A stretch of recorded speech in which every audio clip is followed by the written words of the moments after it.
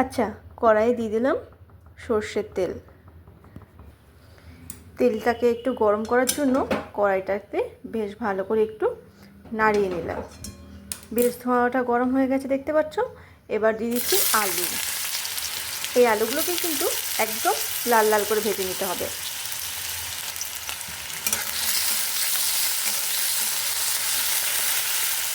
দাঁড়াও, একটু লবণ আর হলুদ দিয়ে দিই, তাহলে আলুটা খুব তাড়াতাড়ি ভাজা হয়ে যাবে। চলে গেল লবণ ও হলুদের গুঁড়ো।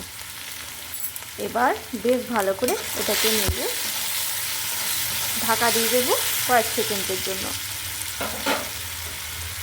তার আগে আর একটা জিনিস দেব। এখানে আমি ঝিঙে শাক নিয়েছি। ঝিঙে শাকের ঝাল বানাবো। গরম ভাতের সাথে এই ঝিঙে শাকের ঝালটা খেতে কিন্তু দুর্দান্ত লাগে। খুব সহজ আর খুব তাড়াতাড়ি রান্নাটা হয়ে যায়।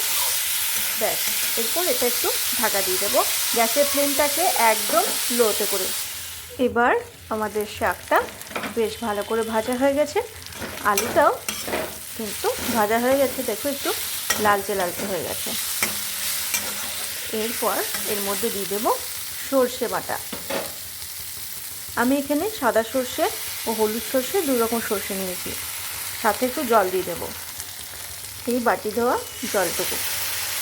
আর কিন্তু জল দেবো না, আমার শাকের পরিমাণটাও একদমই অল্প আছে, তো এইটা একটু শুকনো শুকনো করে নেব। দাঁড়াও, লবণটা আরও একটু দিয়ে নিই, যদি প্রয়োজন হয় তো। সামান্য একটু লবণ লাগবে। একটা চেরা কাঁচা লঙ্কা। ব্যাস, এটাকে একটু শুকনো শুকনো করে মজিয়ে নেব।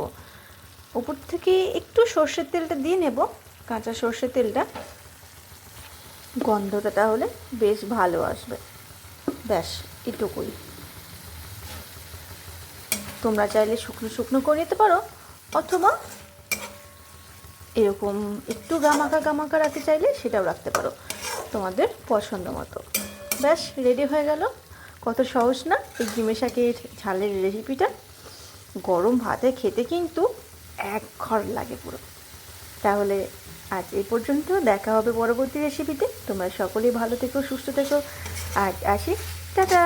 আর গরম ভাতের সাথে খেয়ে জানিও কিন্তু তোমাদের কেমন লাগলো।